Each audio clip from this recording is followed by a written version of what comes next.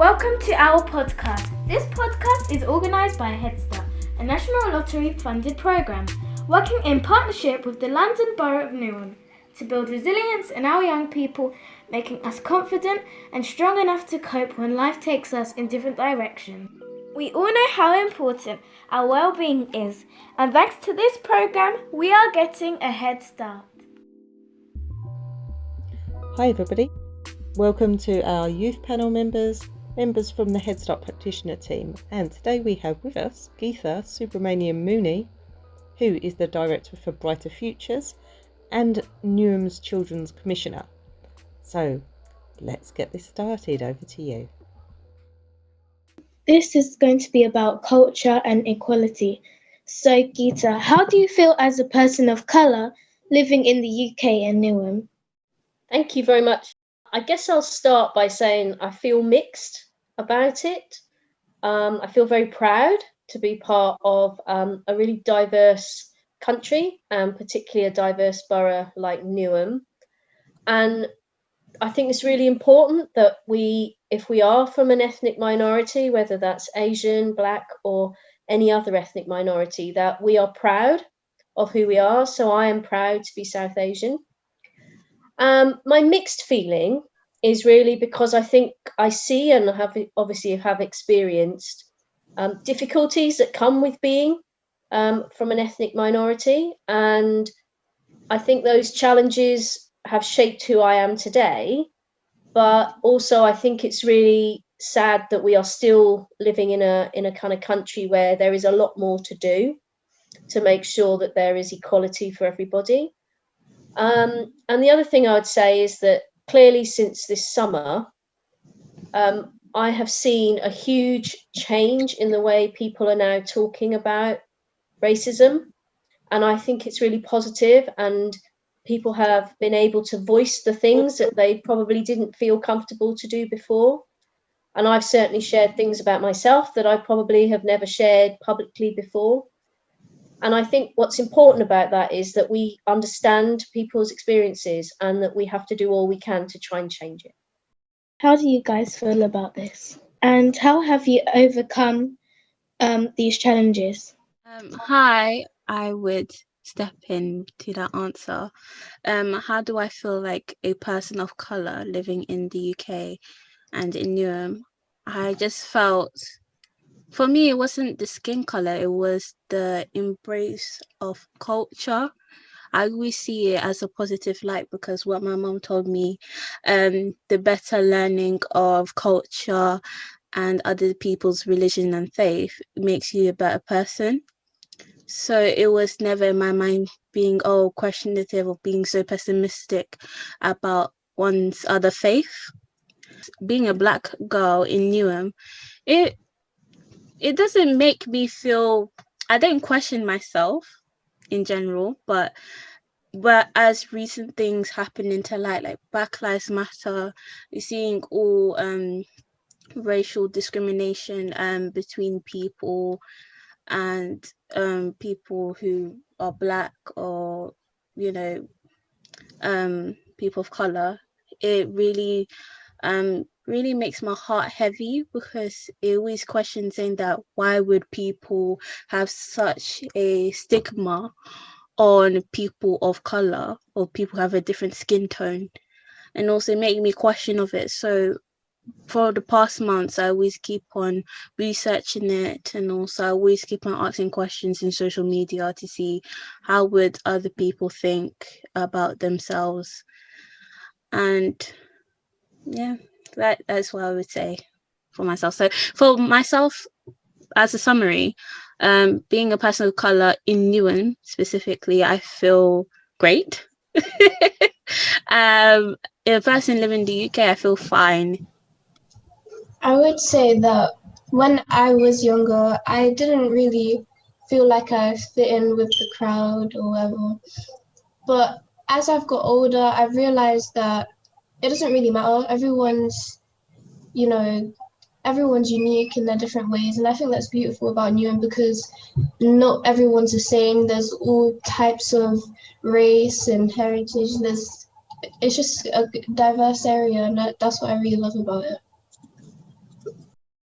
I I think that it's a very good place to live if you're a person of color, because especially Newham's very diverse. Certain areas of the UK is not very diverse, but as Newham has a lot of people of race and color, so you'll find it less that you have experiences of racism personally, because a lot of people that go to my school and places are people of color. But there are some incidences where people have so many different cultures that the cultures kind of clash together. So one thing that's okay for them to say or do, for another person's going to be clashing with them, and in a lot of situations that has happened. But I feel like we just need to come to an agreement together and kind of work together to solve solutions. I feel like living in like Newham as a person of color is like really good, because I feel great living here and being surrounded by people of different ethnicities, people with different skin color, people with different backgrounds, because you really get to see what they are and who they are, and you don't really have to stick to your culture. You can learn about other people's culture as well. Obviously, there's not a place where you can say that 100% there's no racism. There will be racism, but like, because there has been racism, I'm not gonna lie. Sometimes in schools, sometimes in just general public, sometimes in just anywhere.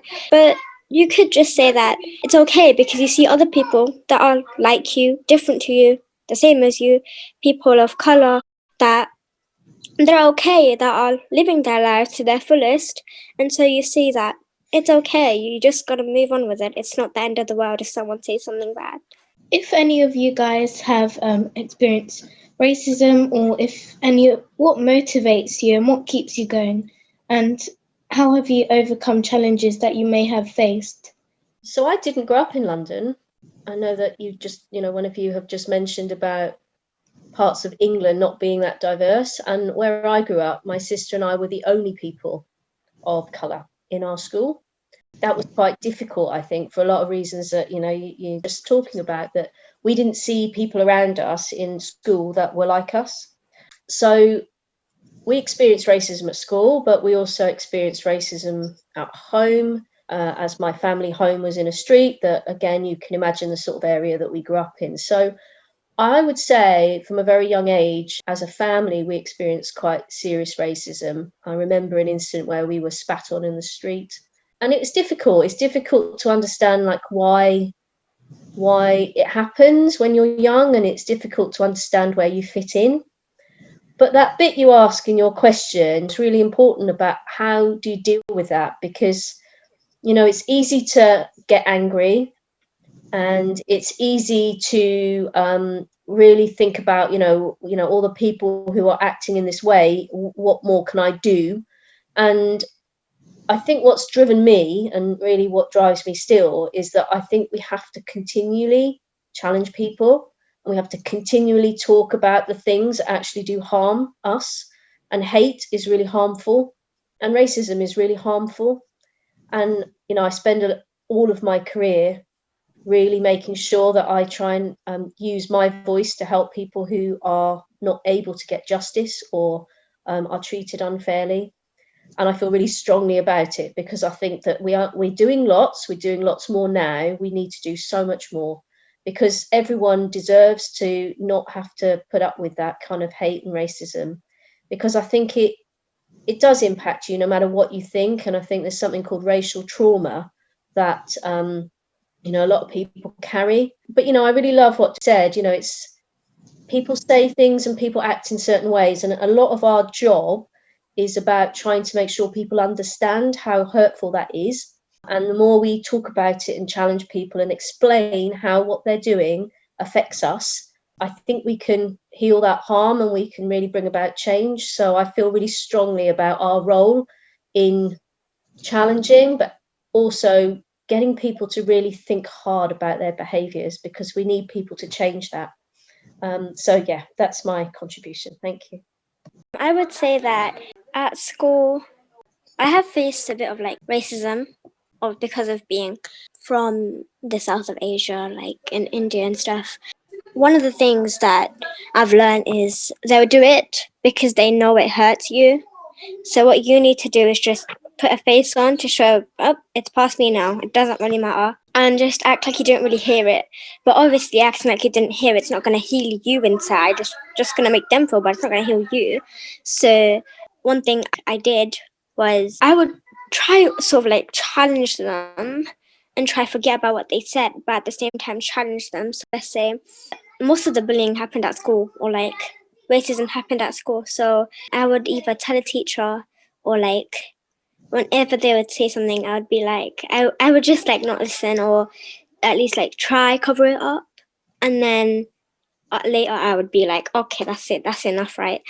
But in schools, it is a big deal. Racism is a big deal because it happens. Even in my school, it's not like it doesn't happen. Students might try to cover it up as best they can to show their school is like one of the best, but obviously it's not about covering up their school, it's about trying to make it better. So you have to always say, is this for the benefit of my school, or is this just because I'm trying to make it look better? So what you need to do is you need to take action, obviously. Challenge, first of all, whoever's being a racist. Challenge the school as well to try make it better, because it's not only about the student, it's about what they're being taught as well. Following on from that, I feel like kids aren't getting enough education on different cultures and what they do and what like it means and stuff like that. So they obviously don't understand what they're saying, and they know that it will hurt, but they don't understand that they're not just offending the one person but the whole entire culture, which is, I just don't like it when people do that.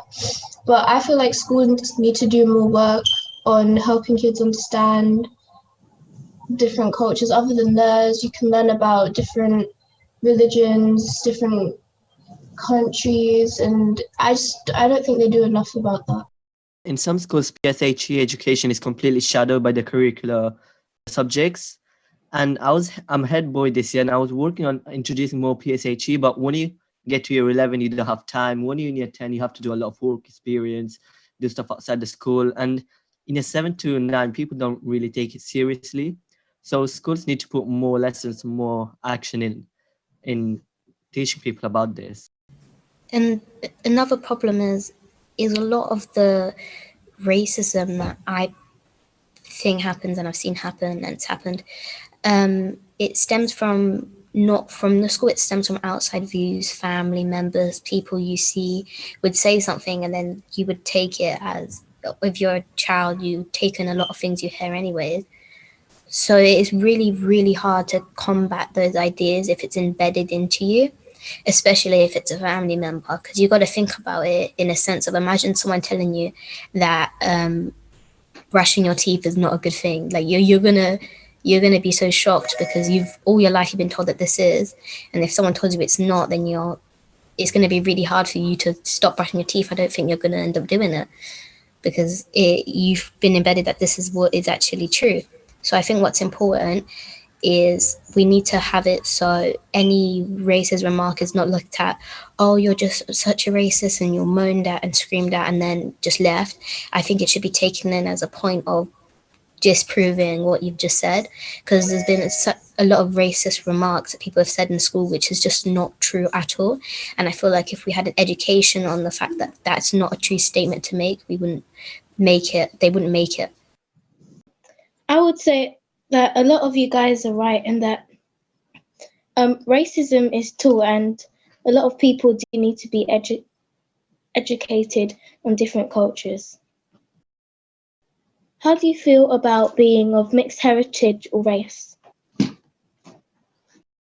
Something that I've always found really funny about being of mixed heritage is first of all, people always try to guess what heritage, what background you are, and they never seem to ask. They always try and guess what you are. Sorry, I'm putting that in inverted commas.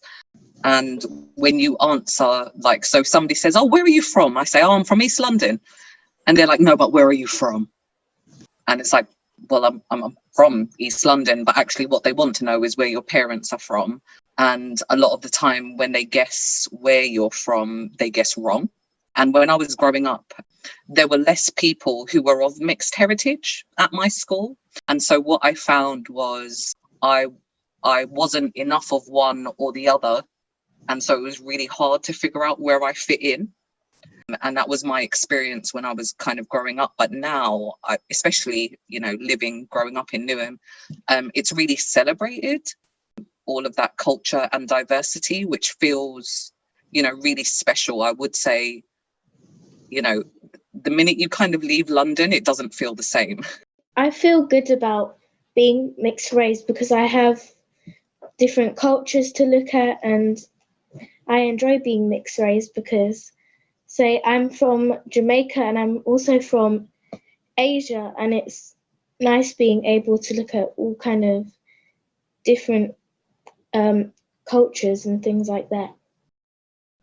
Sometimes as well, when you are a certain mix of races, it can sometimes cause a lot of problems because you might be in class, or another example, and they'll be talking about maybe part of your race. So if you're mixed race, maybe Caribbean and British, like you talk about Caribbean culture, but then part of you feels like maybe you don't have enough to speak about Caribbean culture if maybe the side of the family that is Caribbean you don't really talk to that much, you don't really know a lot. So it kind of draws you onto, you have to have a specific identity, then you have to identify as just British and kind of say that you don't really do that because you don't know enough about your culture to think you're able to speak upon it. And you might think people are going to look and say, oh, how can you be Caribbean because this and this. And definitely in certain part is just, part of you is just like, if I went to any places as well, how would you be accepted? Because you could be looked at more of on your other culture side than that culture, and that's a really difficult thing. I also find it really hard to try and tell people like where I'm from or what it means to be mixed, because when I was younger I didn't understand it myself. I never really knew where I was from, so every day I'd tell someone something different because I never really knew. I'm from quite a few places, so it's hard to try and tell someone to understand, so I just stopped telling them, just like, oh, I'm mixed race, a lot of different places, hard to explain, because I feel like they don't really, they think you can only be from like one specific place or mainly one place, but that's not really true at all, because there's so much history behind your family and so many places that they've been. For example, I'm not really sure when I found out, but I found out that somehow I have Spanish and Italian in me, and I never even knew. I just thought I was Caribbean. So I think it's fun to find out where you were from, but it's harder to explain it to people once they ask you. This is for equality and representation within professional organisation and education. Do you feel that people of colour are treated equally within your workspace? And can you tell us why and how? Guessing that's mainly for me.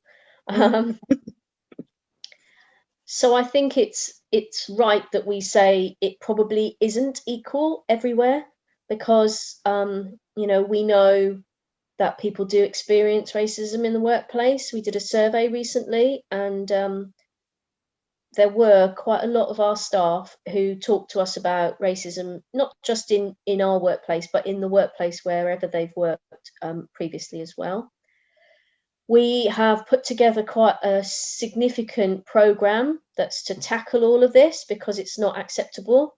Some of it is about making sure that we look at things like when we recruit, when we go out to advertise for jobs, when we shortlist. All of those things are done with a really clear view that this is not about, whose name is on this application form. It's all about whether the person can do the job. And it's really important that we do that without, putting any of the bias in that sometimes sits in recruitment. We're also doing some work around mentoring so that we can support our staff who are from Black or Asian or ethnic minority communities, because we know that there is a problem with people who aren't able to kind of move up in terms of their career. And sort of reach those kind of senior leadership jobs. We've got about 25% of the organisation in the senior leadership team who are from Black or Asian or ethnic minorities, and we need to do better. And there's a really interesting link, which I can share with colleagues on the call to share with you all, but it's called The Colour of Power.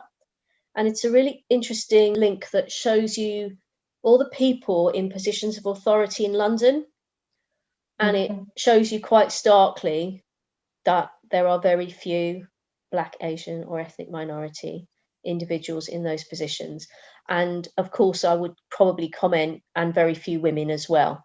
So we have to do better.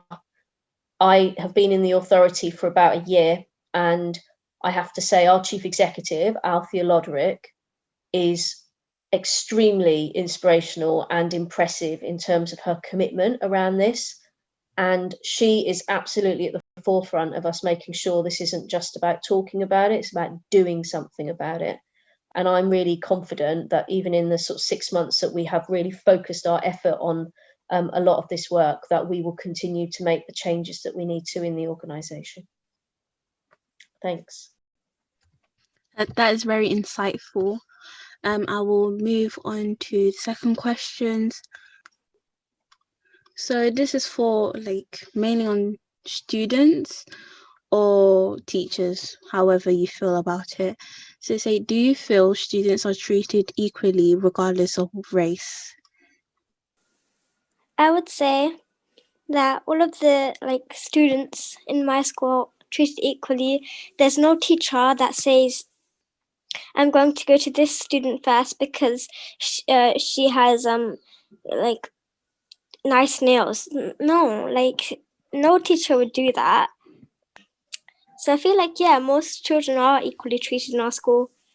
Yeah, in my view. In my school, in my classroom, I think that there has actually been 2 incidents in my class where it's been very rude. One of them we're not sure about if he intended it to be like that, but the other one he did. So I think that a lot of people, they subconsciously don't treat people the same depending on where you're from or your race, because there's been a situation in our school that our teacher always tells about every year. And it was about this person who was an Asian background and another person with an Asian background. But they were 2 different kind of Asian backgrounds. And one of the other people said a lot of racist things to the other one and made her feel really, really uncomfortable in sharing her culture because of that situation.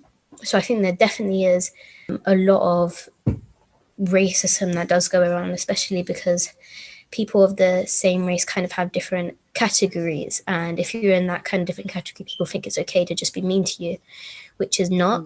And because there's, in our school, it's majority Asian, and then you've got Black and white and other cultures as well. It's a mix, but the majority Asian. A lot of people, they say things that they don't mean to say, and it might stem from parents or what you've seen, but it turns really, really rude. Some person said a certain culture was like fishes, and it was really, really rude. So I do think there is some racism on there, but it's not just out there. You don't just say it and get away with it. A lot of people do correct you if you ever said that. So I think our school is ready to combat it when it does happen, but I think a lot of people have those racist views but don't share them. From my experience of being in my school, I would say that the teachers do treat the students well, but within students treating other students, I would say that there might be quite a bit of racism, especially because we were doing a PSHE, and we were talking about different cultures, and the teacher asked, "Oh, is this how you pronounce it, or in your religion?" And the girl kind of she went a bit silent, and maybe because she's had experiences of racism, she didn't want to share that, because she would think that, oh, they might come to me again, they might be rude to me again. So I think the teachers treat people well, but the students, might not treat each other well? I do remember that one time I had an art lesson. I'm pretty sure it was in year 8.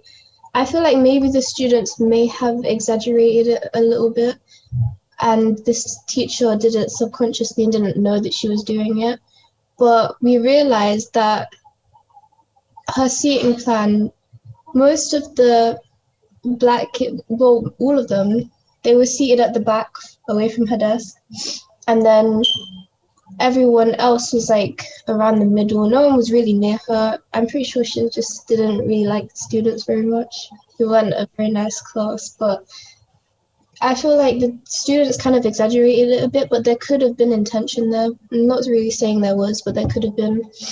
And and I've realized that sometimes students, they only hang around with like their kind of culture. I'm not sure why. Not sure if it's intentionally or just because that's how they made their friend group. But I have noticed it around the school a lot, and I think it would be pretty cool if like kids wouldn't just stick to one friendship group and they'd like try and be friends with everyone. So because they'd learn so much more about different cultures, different religions, and I feel like it would help them for like when they're older and they already know kind of this kind of stuff and they don't have to ask so many questions. Can I just jump in here and ask what the group feel about the fact that mixed white and black Caribbean young people are 3 times more likely to be permanently excluded from school? So it sounds like you're not seeing the experience in the classroom, but figures tell us that the amount of young people who are excluded from black Caribbean cultures is much higher than any other. I wonder if anyone's got any thoughts on that. That's actually really, really sad. I don't think that one culture is going to be genetically more misbehaved than the other one. That doesn't seem right. That statement doesn't seem like it should. It doesn't make any sense though. It does seem like there could be a racism in some of those accounts, but you never really see it. I think racism that is non-seen and you can't really detect it very easily, that's probably one of the worst ones, because it's kind of something that you don't even know if you should say it. Because if someone does something, then you're not sure about it because it's not very obvious, then you don't want to claim someone's a racist when they're not, because it's a very bold statement to make. So I think those are definitely the worst. But when you see that those children are getting excluded, I think you need to look in the situation of what they've actually done. And because I don't see that's all right anyways, I think that they should definitely look into that, because it shouldn't be a certain race getting excluded more than the other. It should be depending on your actions that you're excluded, not your race or culture. I really understand what she said. There's with the statistics, there's lots of complexities within situations of why lots of Black Caribbean students are being excluded. On one hand, we expect that these students are just being misbehaved, but on the other hand, we ask the reasons within ourselves, saying, why is this going on? Is it the covert racism that's ingrained of teachers who are older than us, who experienced a different type of socialization at that time, not at this current stage in time? Or is it the way that they think that at specific children's should be taught in the way in their punishment? So it's a lot of complexity going through of that. It's hard on me as well, because you always wonder that, could this person, if they were a bit lenient in their punishment, they were still able to have a job in a higher ranking role, or they could be someone important, they could be someone great. However, that education got cut short because of something, could be a bit silly, or something that it could be managed well. So that's what I have to say. What I would say about that statement is, I I don't think that one race specifically should be given the title of being bad at school. That's not right. And I feel like those are statistics. But even in the fact of opinions, which I've heard, many people have said that, most of the naughty kids in school are the ones of mixed race, black or white mixed race. And so I'm always thinking about it, like what are we doing wrong that they think that one ethnicity has to be given a title. So we also try to overcome it in some cases at school, but even then, even some people in like the school in like the school's student leadership council also sometimes do say these things that I don't think they really realize. And that also sort of links back to everyone else's points that they don't realize that what they're saying is wrong. So we really need to the teachers or staff should always be trying to encourage the students and the staff in general in our school. I don't think, as far as I know, I don't think there's one SOT member that's black. I might not know. I don't know every SOT, but as far as I can go, I've seen most of the SOTs. No, none of them are black. And so I'm like, you should teach the children by being a role model yourselves. And we have teachers that are clearly worthy of being SOTs that are black. We have so many teachers that are worthy of doing that. But you have to be a role model to show what you want to model to the children. So I feel like it's not only the students, the teachers as well that play a part. I think that's an amazing point. That really, how do we ensure that there isn't? I think someone was talking about racism that's covert. We talk about systemic racism that has been engaged in for years and years and is there. And part of that is that we don't have enough people of colour in leadership and certainly in schools. And is that something that's impacting on the exclusion rate? And yeah, I think that's just an amazing point. I think a lot of racism in schools is quite hidden, especially because a lot of schools don't want Ofsted to come and think and give a bad rate to the school, because the school know that if there's a lot of racism and bad stuff going on there, that will affect the way people look at the school.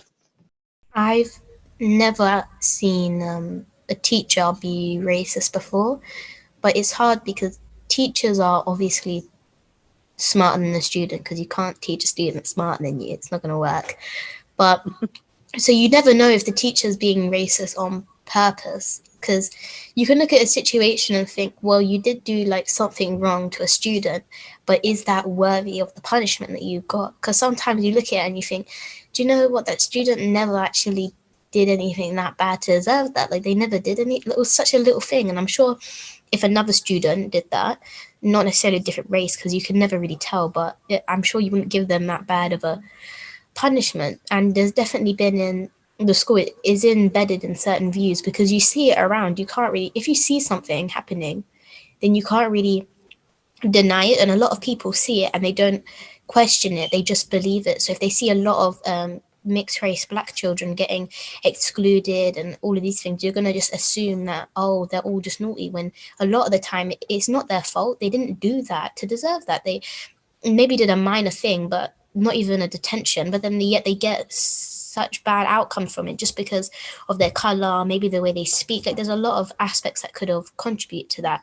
So it's kind of, you've put it on the record that they've done something here and then they get excluded for that, but truly they don't actually deserve that because you haven't described the situation. So I think we need to really look into every case, and being permanently excluded is such a big thing and that it needs to be looked into a lot. You can't just let that go off easily. I think the professionals, the government should know that that kid's about to get permanently excluded and look at the case in great depth, because that's a really big thing.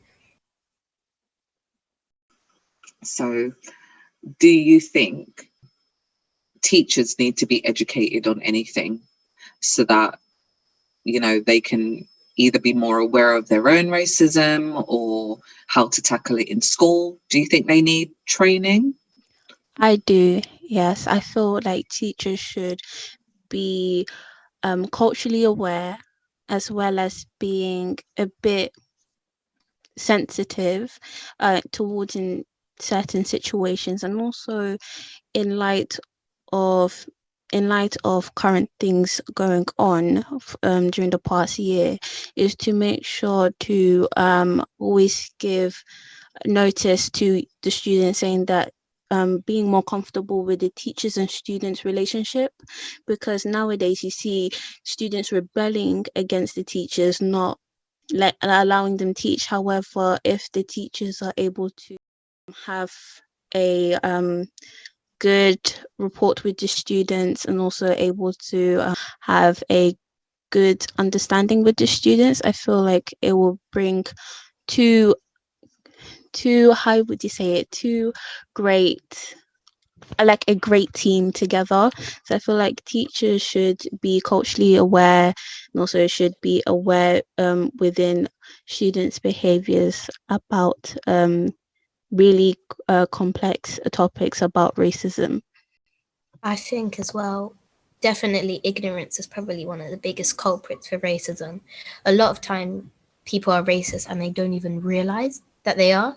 And that's the biggest problem, I think, because and that's especially hard on the person who is receiving the racism, because you can't really say, oh look, this is this, because you don't really want to say anything to this person, because you know that they didn't mean it of a place of hard, a place of mean. But as well, it really does affect you if someone said that.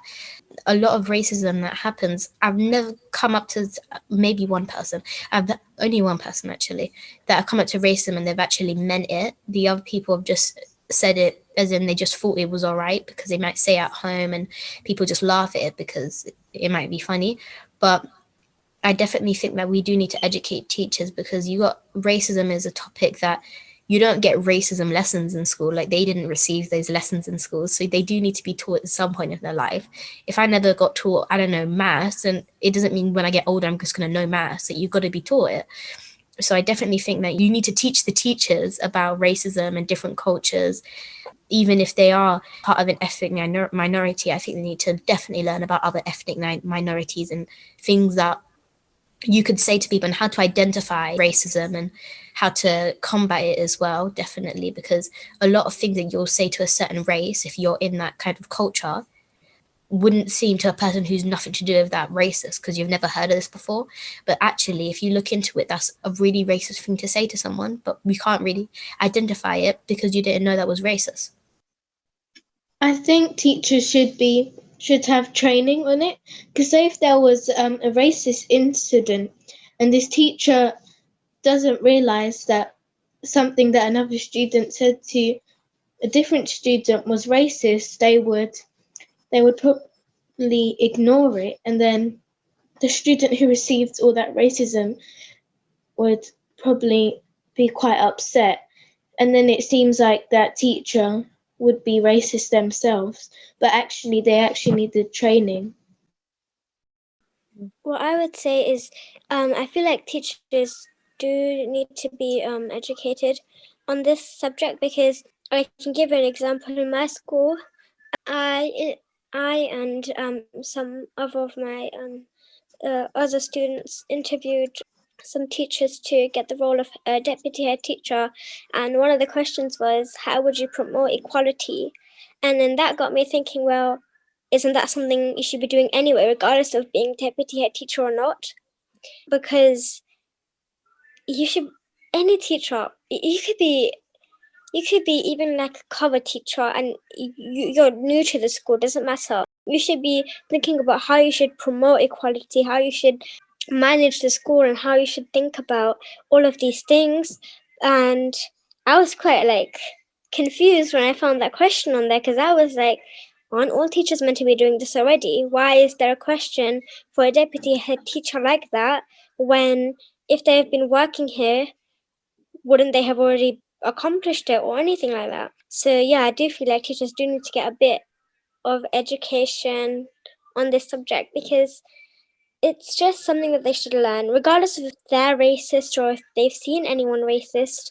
Even new teachers should be interviewed and asked, do you know what racism is and how you would conquer it? Do you know? Because in schools it's a big problem, and sometimes it can end up becoming very, very big. So I feel like teachers should be educated on it. Could I just say, I'm sorry, I'm going to have to drop off now. I have got another meeting to go to. But I really wanted to appreciate and thank you all for well, first of all, inviting me, but secondly, for having what I think has been a really powerful and thoughtful conversation. And I would like us to do more of these, because actually what you're talking about and what you're sharing is what's going to make the difference. So I just really wanted to say that to you all. And I know that you're going to move on to questions about, you know, who are your role models. I think you all need to hold really strong that you are role models to every other person and children and adults that you talk to, because the way in which you speak and the way in which you think and articulate yourselves is absolutely phenomenal. So I think you are all role models to others, and never really forget that, because your voice is really important and really powerful. So carry on using them. Thank you very much again for inviting me, and I'll see you all soon.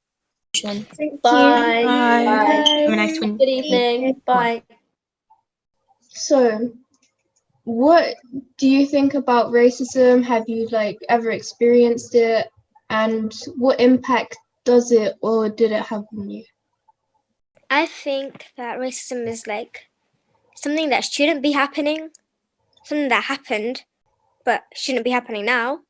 And I feel like I have experienced racism before, and like one effect it would have on you is you would try cover up who you actually are. You would always look down and be like, I'm not here. You just want to curl up in a ball wherever you are and just sit down on the floor regardless if there's people around, and you just don't want them to see you anymore.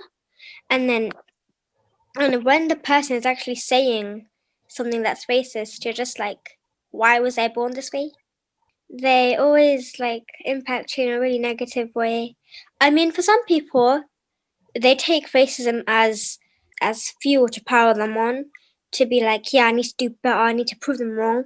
And sometimes that happens to me. I actually take negativity as something that's good and like turn it around and be like, okay, this is what I need to do and I'm gonna do it better than them, so then I can show them afterwards. And then so that's like impact racism has. And I've only experienced racism like once, but it was repetitive on the same subject though.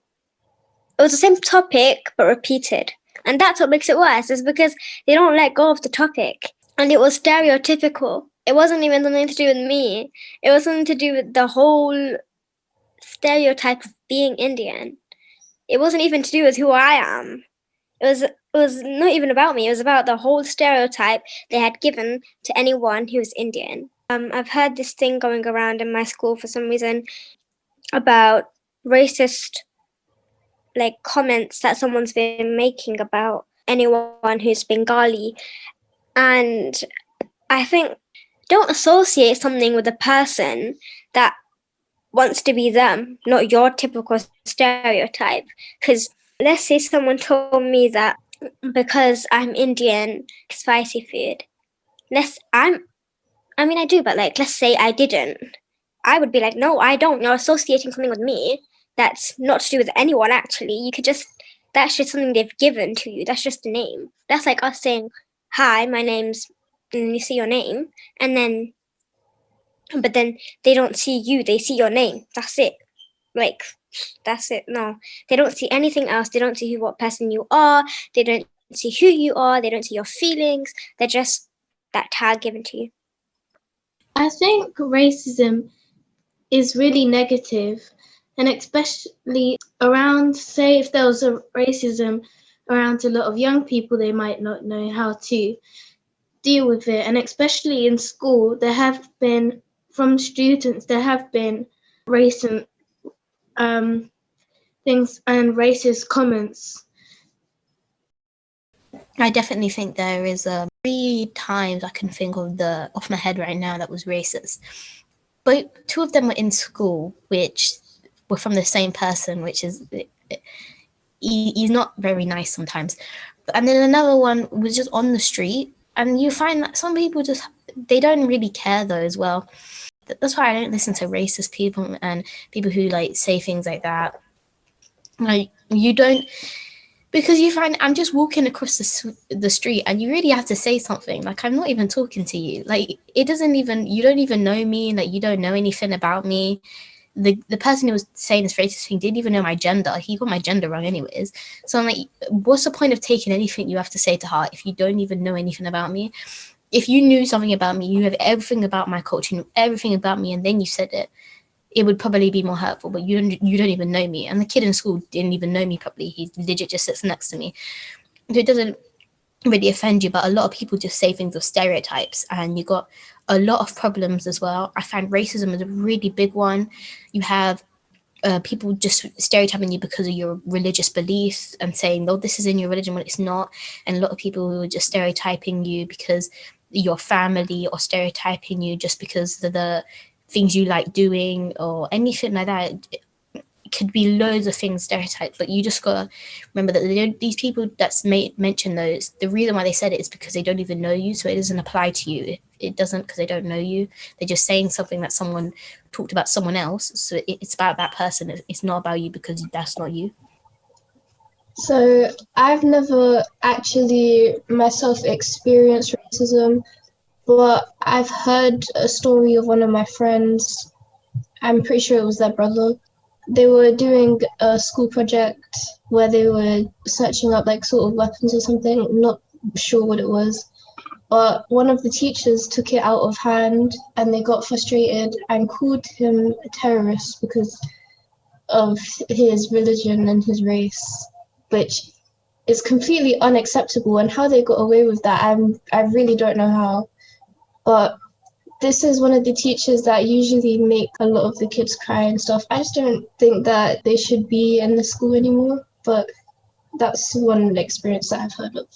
I think with racism, there needs to be a change, because when you see police, say if you're just going for a regular walk, and if you're a person of color, especially, and you feel very paranoid because of what's going on in the news, and from what I've seen, you see people get attacked by the police, and then when you experience bad racism, it might keep on going on because you have nobody to talk to, because you feel scared and you feel that the police are just gonna be against you rather than with you.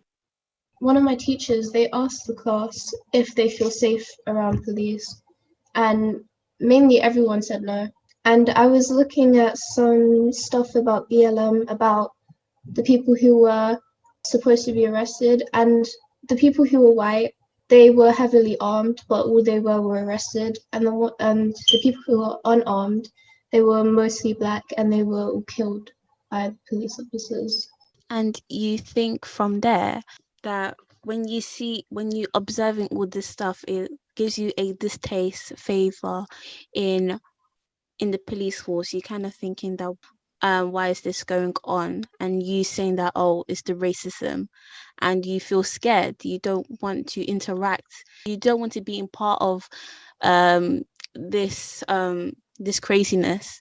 And also for me, having a younger brother who's a young black boy who is 13, I don't want him to be intertwined into this trouble. So for me, I feel scared when I see young black boys get into trouble with the police. However, their punishment is so severe in comparisons to, for example, white boys. When you see that, it really back into my mind. I wouldn't ever thought of it before. However, seeing recent stuff this year and last year, it really put into back in my mind when I see a police car, when I see my little brother, I say, my brother, make sure you dress up properly so then you don't be in trouble, or you don't be self-assuming into a stereotype, because racism is a stereotype which is fooled and ingrained via media, via generations of people saying certain things about other people's cultures, their ethnicity, or other people's race. And racism is such a pessimistic thing that really hurts other people. And you cannot deny that racism doesn't happen, because racism does happen. Racism will always be there due to people false misunderstanding, which I concluded via the young voices in the youth panel. And thank you so much for you guys. I feel really incited with all the opinions here. I definitely think that a lot of problems with the racism, and it's just that some people just, you find that people are always going to be racist. I don't think you can't think of a place where people aren't going to be racist, but a lot, you've got to educate as much people as you can, because majority of people you meet, they would not be racist to hurt someone. They would, sometimes they just say it by accident, or even without knowledge of knowing that that's racist. Educate as much people, and also you need to educate everyone how to deal with these kind of remarks that people make, because a lot of time, if teachers are being racist or teachers being rude, what is a student supposed to do? You can't rock up to another teacher because you can't really trust them. So if one person in a certain group, like a group of children, says something mean to you, you're not going to go up to the same group of children and snitch on the other one, because you can't really do that. So you feel a sense of, oh, I can't report this to another teacher because they're part of the same group. What if they agree with that, but that's not a right thing to do? So I definitely think that it needs to be open with students to be able to report teachers and tell what they do, because sometimes it's not even, sometimes it's racism and sometimes it's other things that teachers shouldn't be allowed to do. So it definitely, students should have the communication on what kind of people they're teaching them, because if it's not a healthy environment for them to learn, then they're not going to be able to learn from it. And a school you go to learn, you don't go to suffer at the hands of the teachers and not be able to do anything about it. So, how does the media portray people of color, and what impact does this have? I think that media is a really big thing now, especially out of all time, because now people are really bored, quarantine, just going on social media. Social media portrays people of color. Let's say a movie I watched, it used stereotypes that weren't typically right to do. So that they would portray someone who's Muslim as a terrorist just because that's the tag given to them. And that was in a movie. So if it's in a movie, it can be anywhere. And also in media. Sometimes I think that media is sort of sold to people who are racist, because it's never always showing you the whole story. It's always talking about how they're wrong. And even in the George Floyd case, some media or some people were talking about how maybe he had done something wrong, even though everyone knew that he hadn't. And media plays a big role in society now. And I feel like if media is portraying the wrong things, everyone's going to follow. And plus, everyone right now sort of learns from media. They take news from media. They take information from media. They take any sort of source from media. And if they're portraying someone is wrong, or if they're portraying a sort of a sort of group as wrong, all of the others are going to think that they're wrong, and they're going to pass this information on in a very rude way to make them sound racist, even though they had learned it from people they thought were trustworthy. I think racism in the media is really bad, especially because there might be, there might be people of color who work behind the scenes, but they don't get recognized for their work, and then other people might take credit for this. And say if there was a black person or an Asian person or a person of ethnicity working behind the scenes in a movie, say if they're a director, they won't be recognized because people are racist towards them and think, oh, you don't deserve it. So things like that are really bad. Do you have any BAME, which refers to Black, Asian, minority, ethnic role models? Can you tell us about them and why they are role models for you? I have a role model who's Black, who sadly passed away, and it's George Floyd and George Floyd's family, his children, and like his wife and stuff. I think that they're role models for me because they have been through so much, and the fact that his family didn't. I would feel so bad if my father had been taken away from me just because he had like a specific skin tone. It was on purpose, you could tell. And then I feel like they're so strong, and how they're not like going off at everyone, because most people would do that if that happened to someone like near them. They would just go off at the person who killed them. They wouldn't like be merciful. They wouldn't be calm or collected. They would just like lose it. So I feel like that's a very like courageous thing to do. My like role models would be Barack Obama and Rosa Parks and Martin Luther King. So mine would be Barack Obama because he achieved so much and he was a great leader. And it would be Rosa Parks as well because she believed that she could do anything that she wanted, and she didn't listen to all those racist comments, and she knew what she was capable of. And Martin Luther King had achieved so many great things and knew what was right, and he helped so many people. I've got one, if that's okay.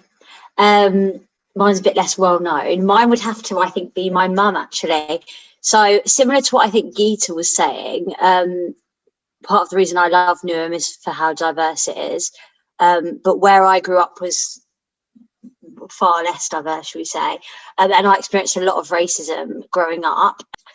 And I think the reason why my mum has been and still is a real role model for me is because she's very unapologetic in like taking up space. And I guess what I mean by that is my dad and some other people who had sort of been around when I was younger, it was very much you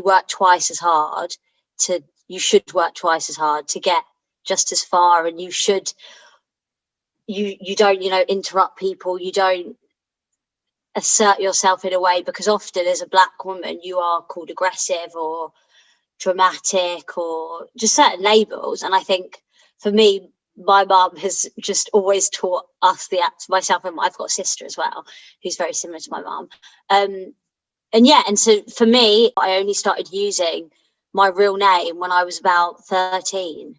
So I had a middle name that was Emma, and teachers used to always get my name wrong in primary school. And I used to just be like, oh, that's fine. And it was like the microaggressions, I guess, at that time.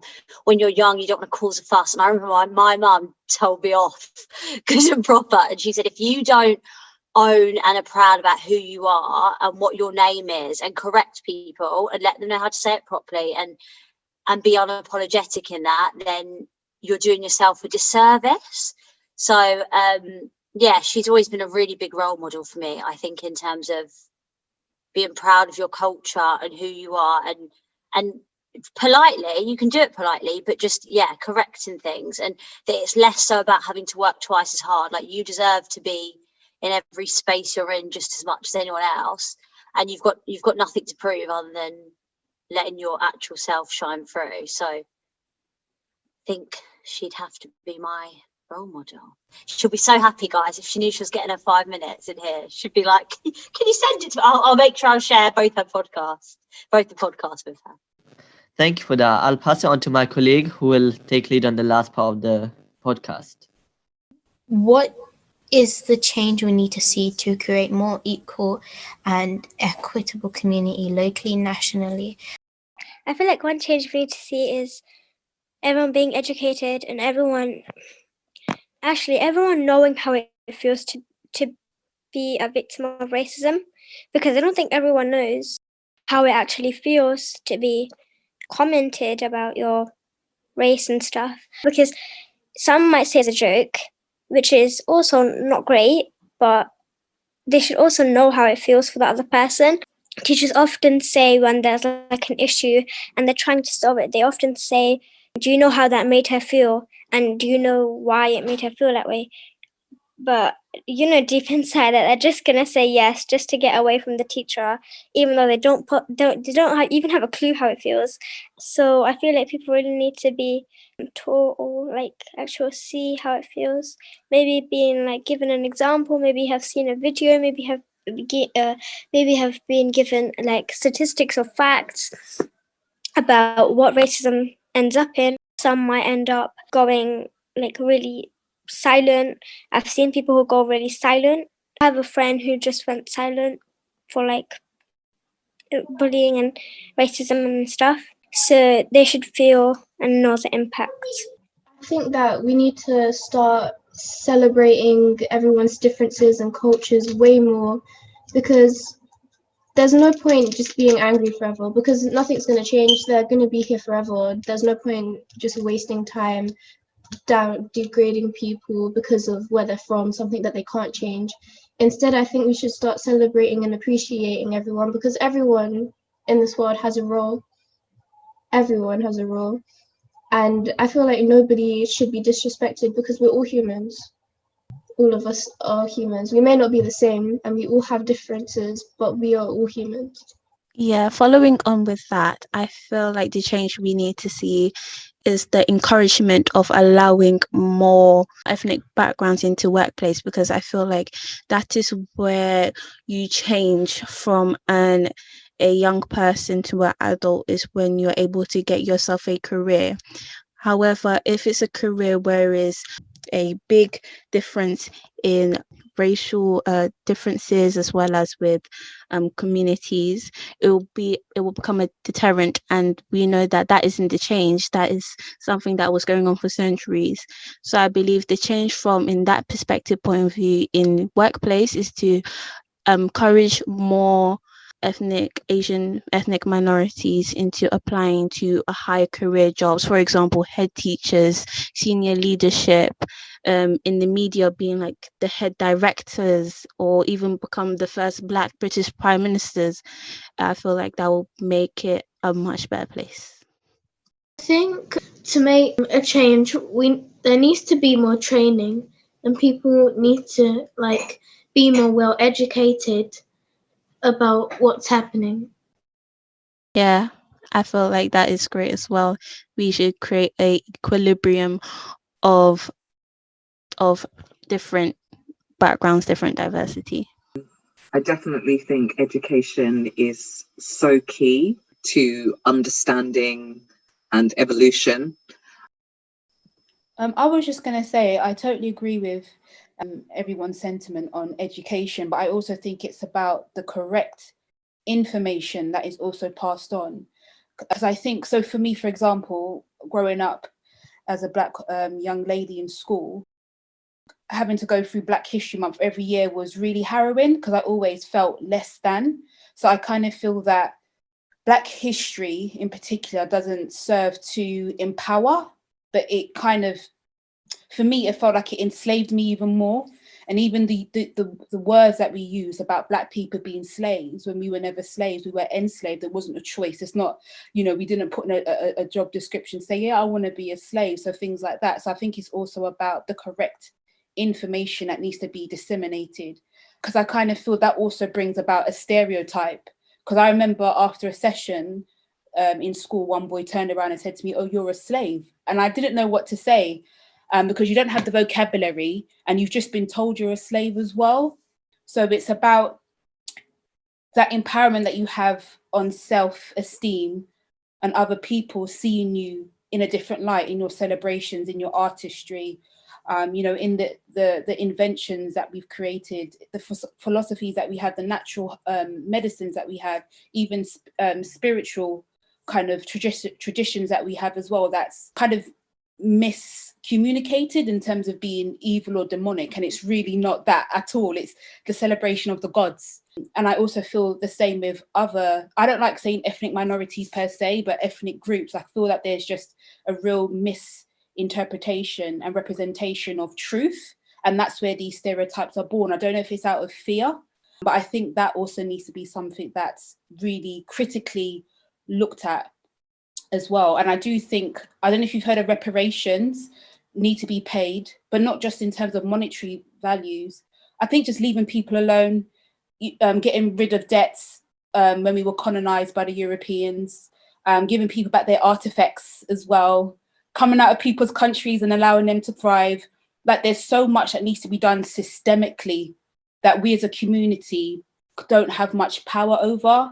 So I feel like this journey is just beginning, and I really hope that we can make change, because I just really want to live in a world where we're just all at peace. I don't understand looking at someone's skin color and having a bias against that. And I have experienced quite horrific bouts of racism that I can't even bring myself to even talk about. But similar to, I think, just wants to curl up into a ball and kind of forget that it's happened, but you don't. It's residual trauma that follows you on, and it makes you take on a certain exterior that you don't even sometimes recognize or don't want to have. So I think it's a really beautiful conversation, and as Geetha said, I really hope it's something that's continued, because this is where the real education starts, with authenticity and voice.